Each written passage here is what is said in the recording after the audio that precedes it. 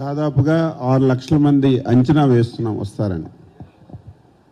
6 లక్షల మంది వస్తారని చెప్పి అంచనా వేస్తున్నాం. దానికి కావాల్సినటువంటి ఏర్పాట్లన్నీ కూడా చేస్తున్నాం. ఇంకా ఎక్కువ వస్తారు. కానీ దుర్మార్గమైన ప్రభుత్వం. డబ్బు కడతామంటే ఆర్టీసీ బస్సు ఇవ్వదు, ప్రైవేట్ వాళ్ళు ఇస్తే వాళ్ళ మీద కేసు. ఎవరైనా సరే ట్రాన్స్పోర్ట్ వాళ్ళు ముందుకు వస్తే వాళ్ళ లైసెన్సులు రద్దు చేయరు. ఎప్పుడు ఆంధ్రప్రదేశ్ రాష్ట్రంలో ఏ రాజకీయ పార్టీ మీటింగ్ పెట్టుకున్నా ఇంత దుర్మార్గంగా ఎప్పుడు లేదు. Start more US based e-learning platform. మీరు కూడా స్లాట్ బుక్ చేసుకోవాలంటే ఈ నెంబర్ కి కాల్ చేయండి. 3000 బస్సులు ఇచ్చారు. మొన్న మేము యువగలం సభకి నెత్తి నోరు కొట్టుకున్న బస్సులు ఇవ్వలేదు. ప్రైవేట్ వాళ్ళు ఇస్తే వాళ్ళ మీద కేసులు పెట్టారు. రేపు కూడా లాజిస్టిక్ చాలా ఇబ్బందులైనా సరే ఈరోజు జగన్మోహన్ రెడ్డి మీద యుద్ధం చేయడానికి 5 కోట్ల మంది సిద్ధపడ్డారు. కాబట్టి ఏ వాహనం దొరికితే ఆ వాహనం వస్తుంది. మీ అందరికీ తెలిసిన విషయం, ఇప్పటికే జనసేన బీజేపీ ఎన్డీఏలో ఎలియన్స్గా ఉన్నారు. తెలుగుదేశం పార్టీకి ఆహ్వానించారు. వెళ్ళి మా అధ్యక్షుల వారు మాట్లాడారు. ఇంకా చర్చలన్నీ జరుగుతున్నాయి. అతి తొందరలోనే ఫైనల్ అవుతుంది. మీ అందరికీ చెప్తాం. అందులో దాపరికం ఏం లేదు కదా. ఇప్పుడు ఎందుకు మరి మీటింగ్ ఎందుకు పెట్టుకున్నాం, రేపు సభ ఎందుకు పెట్టుకున్నాం? మొన్నటి వరకు మా యువ నాయకుడు 37 వరకు తిరిగి మా మీటింగ్లు పెట్టారు, కంటిన్యూగా మాట్లాడుతున్నారు. మీరు ఎవరికారు అన్వించుకోవచ్చు. కార్యక్రమాలన్నీ జరుగుతున్నాయి, ఒక పక్కన చర్చలు కూడా కొనసాగుతున్నాయి. ఎక్కడ కూడా ఆ విషయాల్లో గ్యాప్ లేదండి. డెఫినెట్గా ప్రణాళికబద్ధంగానే జరుగుతున్నాయి. అచ్చెన్నాయుడు గారు చెప్పినట్టు క్షేత్రస్థాయిలో జరుగుతూనే ఉన్నాయి. ఎస్పెషలీ ఓటర్ లిస్ట్ వెరిఫికేషన్ కానివ్వండి, భవిష్యత్ గ్యారంటీ కార్యక్రమం, ఇవన్నీ కూడా గడప గడపకు తీసుకెళ్లేటట్టు ఇరు పార్టీల క్యాడర్ కలిసి పనిచేసుకున్నాయి.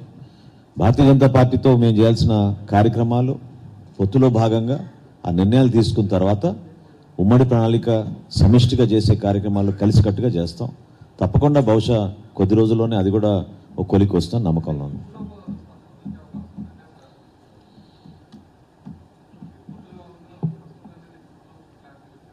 అతి త్వరలోనే ఆ నిర్ణయం తీసుకుంటారండి డెఫినెట్గా. ఇప్పుడు అందుకే ఇప్పుడే లెటర్ రాశారు మళ్ళీ చీఫ్ ఎలక్షన్ కమిషన్కి.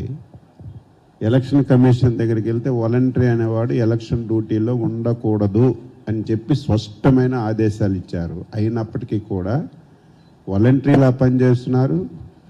కనీస జ్ఞానం కూడా లేకుండా రెవెన్యూ మంత్రి వాలంటరీలకు ఏజెంట్లు పెట్టుకోమని చెప్పి నిన్న బహిరంగంగా మాట్లాడాడు.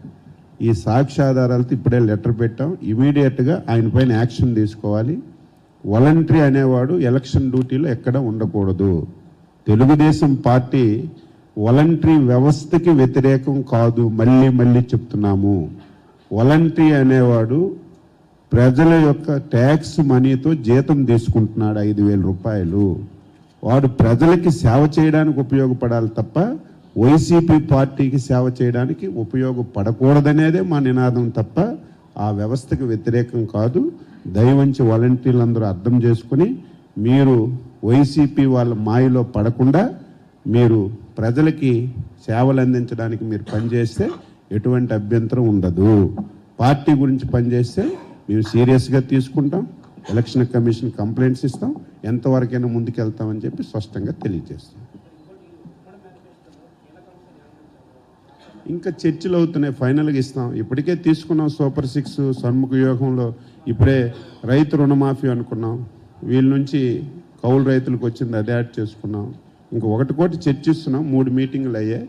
ఇంకా 2-3 మీటింగులు ఫైనలైజ్ అయిన తర్వాత ఫైనల్గా ఉమ్మడి మేనిఫెస్టో ఇస్తాం.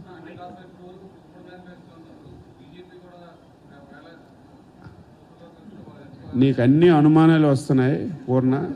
వచ్చిన తర్వాత వాళ్ళతో కూడా జరిగితే అప్పుడు ఏం చేయాలి మళ్ళీ మాట్లాడతాం. అప్పుడు ఏది ఇంకంతవరకు ఏం డిస్కస్ చేయలేదు. చేస్తాం. ఇప్పుడు ఏవైతే సూపర్ 6 అనుకున్నామో అవి ముందుకు వెళ్తున్నాయి. ఫైనల్గా ఏం చేయాలో మాట్లాడతాం. అన్ని రకాలుగా చూసి 100% ఉంది. అన్ని దగ్గరలో ఉంది. ఎక్కడ గొడవలు పడ్డం కానీ ఏం లేదు. చాలా క్లారిటీగా చంద్రబాబు నాయుడు గారు, పవన్ కళ్యాణ్ గారు సామరస్యంగా చర్చలు జరిపారు, డిసైడ్ చేశారు. ఇంత సౌహృద వాతావరణంలో ఎప్పుడు జరగలేదు. అయితే అది తొందరలోనే నిర్ణయం తీసుకుంటాం. ఎక్కడ లేదు. చిన్న దగ్గర ఉంటే వాళ్ళు మేము మాట్లాడుకుని సరి చేస్తాం. ఎక్కడ ప్రాబ్లం లేదు. అందుకే చెప్పాము. ఇప్పుడు పొత్తులు ఉండేటప్పుడు కొంతమందికి ఇబ్బంది జరుగుతుంది, ఆ పార్టీ కానీ ఈ పార్టీ కానీ. అటువంటి వారందరికీ స్పష్టంగా ఇటు చంద్రబాబు నాయుడు గారు కానీ పవన్ కళ్యాణ్ గారు స్పష్టంగా హామీ ఇస్తున్నారు. మీరు అర్థం చేసుకోవాలి రాష్ట్ర ప్రయోజనాల గురించి. రేపు ప్రభుత్వం వచ్చిన తర్వాత ఎవరైతే ఈ పొత్తుల్లో సాక్రిఫైస్ చేశారో వారికి సముచితమైనటువంటి గౌరవం ఉంటుంది, సముచితమైనటువంటి స్థానం కూడా ఇవ్వడానికి రెండు పార్టీ అధ్యక్షులు ఎప్పటికే మెసేజ్ ఇచ్చారు. అది కంపల్సరీగా అమలు చేస్తాం.